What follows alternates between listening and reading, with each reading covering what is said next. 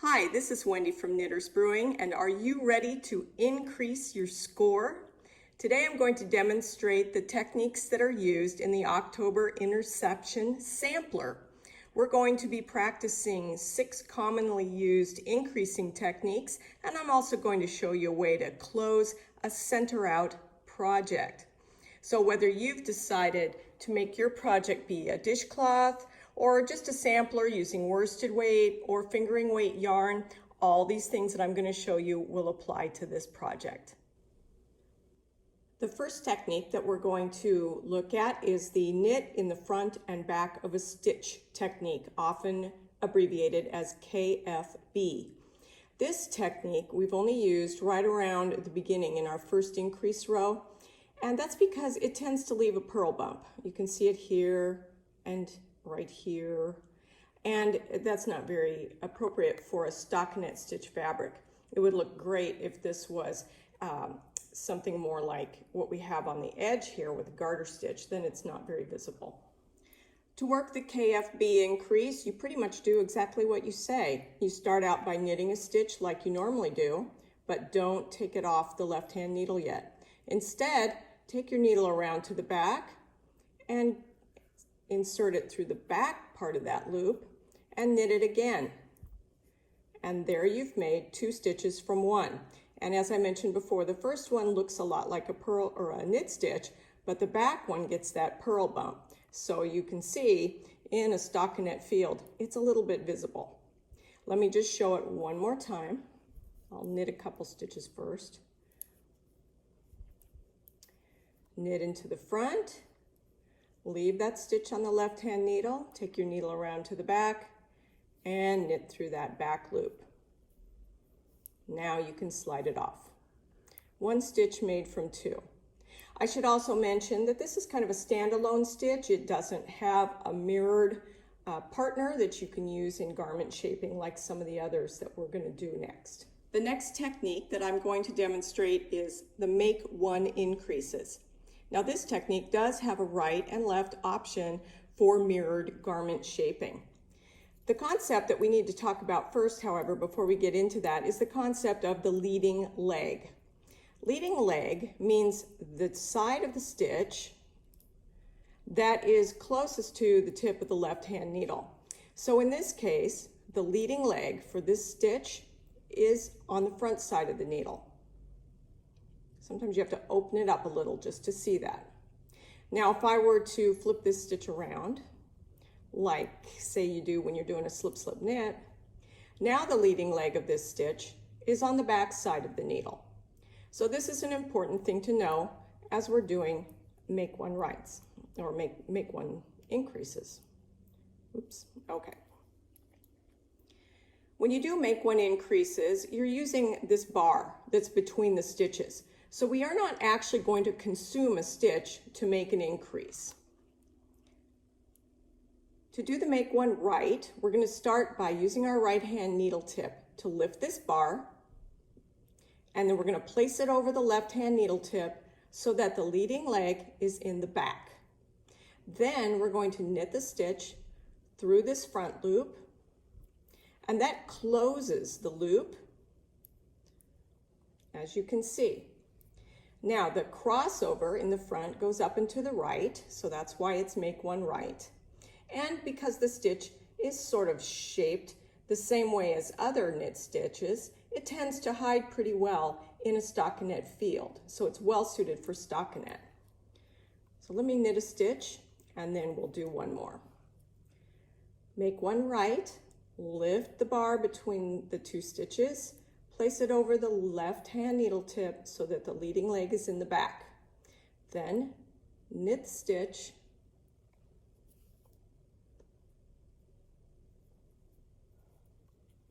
and take it off. So there's your make 1 right.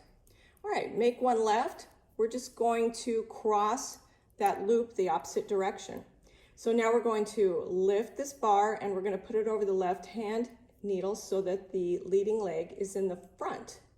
Then we're going to knit that through the back loop. All right, now you can see that the cross is going the opposite direction. And if you look at this left one here and this right here, you can see that they're nicely mirrored. And that comes in handy when you're doing some kind of garment shaping. Let's do it one more time. Lift it with the right hand needle, put it over the left hand needle so that the leading leg is in the front, and then knit the stitch through the back loop. And there you are. Now the one downside with make one increases is that when you pull up on this bar, you are stealing yarn from the neighboring stitches. So you can see that this stitch that we pulled yarn away from is now much smaller than the one below it that didn't have make one right next to it. So that's something to keep in mind. I'll show you another example. This is a series of make one increases that you'll be doing on your sampler. Every other round has make one stitches in it, and you can see every other round the knit stitch is a little bit smaller because the make one that was made next to it has pulled some of the yarn away from that stitch. So it tends to look a little bit tight, but it looks neat and tidy, and it's a good increase to know. The next technique I'm going to show you is closed yarn overs.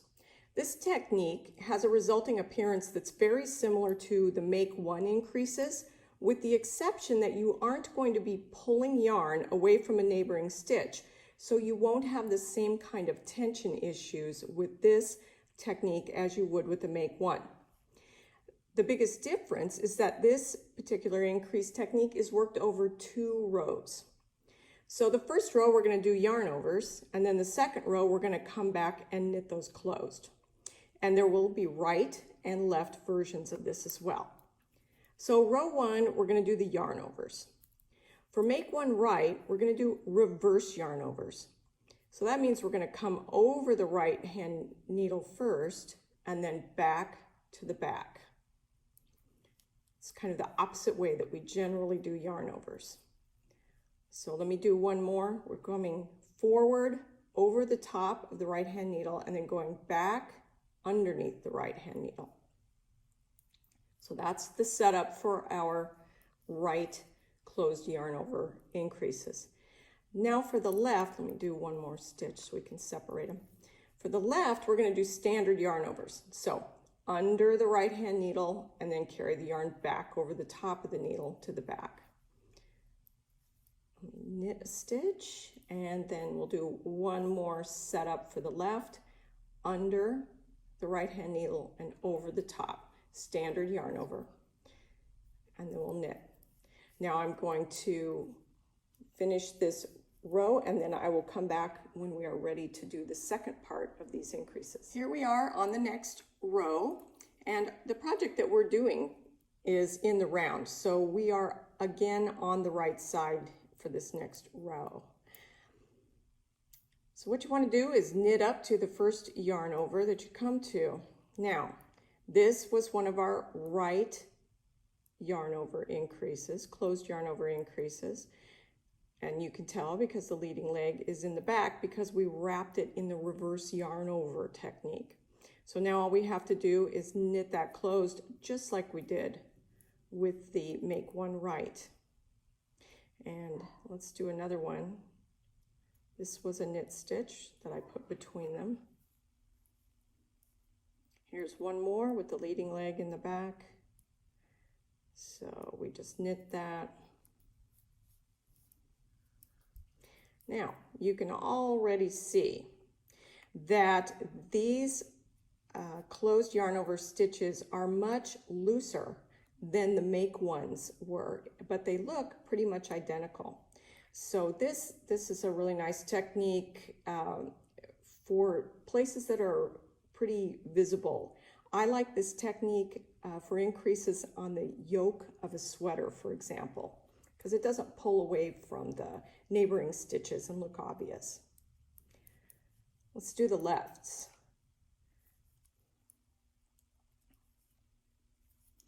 Here's the first one of those I put in. This is just the standard yarn over, and so we knit it through the back loop, and then we get our closed left yarn over.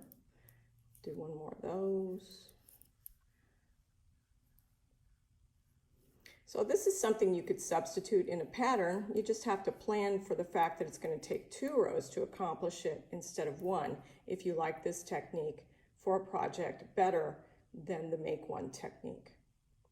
I'll show you one more example. This is your project you're going to be working on. These were the make one increases. These are the closed yarn over increases. Very similar appearance, but this one, as you can see, the stitches look more even, less tight. Now you do get a little bit more yarn over gap showing here than you do here. So it's just a matter of what will look best in your project when you're doing something. You can make these sort of choices. The next increases we're going to look at are the lifted increases, which are also known as raised increases. Again, with this we'll have right and left options that are good for garment shaping. I particularly like them on sock gussets and thumb gussets. I think they look very nice there. So to do these, we are actually going to consume a stitch as we do it. For the right left lifted increase, we are going to knit in this right leg and then knit the parent stitch. So it's a 2-part increase, just like KFB. And then for the left lifted increase, we're going to first knit the parent stitch, and then we're going to knit the left leg. So let's start with the right lifted increase. So you're going to take your needle and lift this right leg up and put it over the left hand needle so that the leading leg is in the front. Then you're going to knit that and then knit the parent stitch. And you can see it leaves a little more of a gap than we saw down here with some of our make type increases, but it's still a very nice one. Let's do that one more time. Okay, so we're going to lift that right side, put it over the left hand needle so that the leading leg is in the front, and then knit that loop that we picked up and then knit the parent loop. Okay, so that's the right one. Now let's do the left one. And one thing that's nice about this is you can actually do this on adjoining or adjacent stitches, unlike the make stitches. So for the left, we're going to knit this parent stitch and then we're going to knit the one below it. So first we're going to knit the parent stitch and then we're going to knit the one that was below it. But oops, now we added another layer. So now it's actually 2 below it. I will show you that again in a way that it might make more sense in a second. All right, so there's the left version. So let me mark this in a way that might make it clearer going forward. So we're going to be knitting the main stitch and then we're going to knit this left leg. So let me mark this left leg so that it's easier to see. So we're going to knit this main parent stitch. Now the left leg is not the stitch below anymore, it's 2 below. The other way I can find it easily is it's always the one that's just over the top of the bar. So however you identify it, I'm going to lift that up and then knit it. All right, I feel like that was a little confusing, so let's do it one more time. We're going to knit the parent stitch and then we're going to knit the stitch that's closest to that bar down there. I lift it up with my right hand needle, put it over my left needle so that the leading leg is in the back, and then I knit it. Okay, so that's the lifted. It tends to leave these elongated stitches, which if you're just doing an isolated increase, it's probably not an appropriate one to do. But when you're doing them sequentially, say on a sock gusset or a thumb gusset, it tends to leave a decorative edge and it can look nice. So what does this look like? This is your sampler, and these are your lifted increases. We did rights, and then we turned the corner, and we did lefts. And it's a very tidy looking as well. Now we're going to take the lifted increase up a step, and we're going to do a double lifted increase. Now I know that sounds a little scary, but you've got this. All it means is that we're going to do the right lifted increase on the right side of a stitch, and then we're going to do the left lifted increase on the same stitch. So we are going to make 3 stitches from 1. So to work this, first you're going to lift that right one. You're going to do your right lifted increase.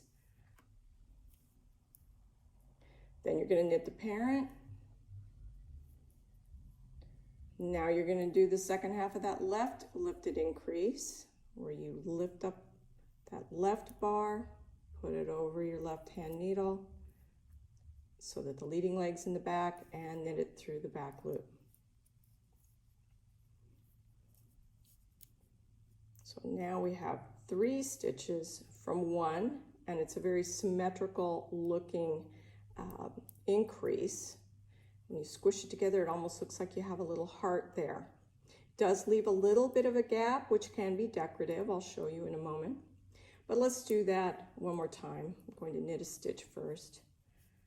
Get over to this one that has its special dot on it, because that can be helpful. First, we're going to lift up the right side, leading leg in the front, knit it. Now the center, parent stitch. Now we're going to grab the left leg and put it on with the leading leg in the back and knit that. And there we have it, 3 from 1. I'll show you what that looks like sequentially. That is this part of your sample. And you can see it's really nice looking. It lies very flat. It would be excellent to use like for top-down raglan sleeve shaping, where you're doing increases as you go down the front of your sweater. It's very, very pretty. A little bit decorative. The 6th and final type of increase that we're going to look at is yarn overs. We already did closed yarn overs, and we found them to be pretty invisible in the fabric. You can see as I'm moving up here, these are becoming less and less visible. You can see the right and the left of the closed yarn overs right here. Well, now we're going to leave them open. So again, it's a 2-row setup. So in the first row, you just do regular yarn overs, and I went ahead and did that. So here's one, and here's one. And the second row, we're just going to knit them, but we're going to knit them normally through the front loop. We're not going to try to close them or anything like that. So here's the first one. A couple more stitches.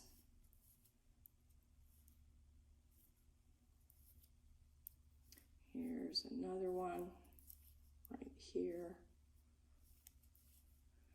Okay, let's take a look at this. What did we do? Oh, we installed some holes. There's one, and there's one. Now, why would you want to do that?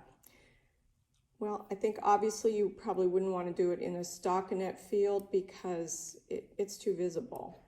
It would look like you have a hole. But it can be great if you are putting in small buttons. These make very nice buttonholes for small buttons. Also, they can be very well hidden in lace fabric. Or if you're doing increases in a lace design, they can be built right into a lace design to do increases. Or eyelet fabrics, for that matter, same thing. I'll show you on your sampler, they're in this last round here, around the edge, on each of the corners. You can see what they look like there. And here's what they look like when they're only 1 stitch apart.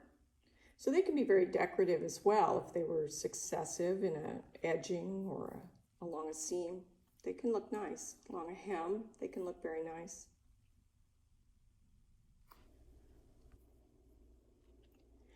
The last step of this project is to stitch the center hole shut. Go ahead and thread your tail through a needle, your cast-on tail. If it's on the back side of the project, bring it up through the center hole to the front. Now what you're going to do is you're going to weave this through each of the cast-on loops, starting with the one that's right above the cast-on. So just go underneath that, then move on to the next stitch and go underneath that one, and just continue around the project until you've gone under all the cast-on stitches. We cast on 8, but there's a good chance that you might only see 7 or so. So let's see, almost there. Oops.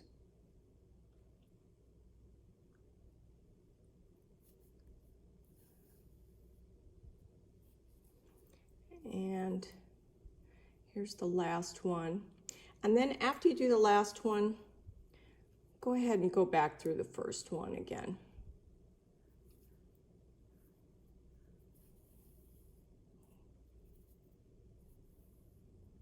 Now take your needle and go through the center to the back, and then pull that tight, and you'll have a nice tidy looking center for your square. And then weave in your ends and you are all done. Congratulations.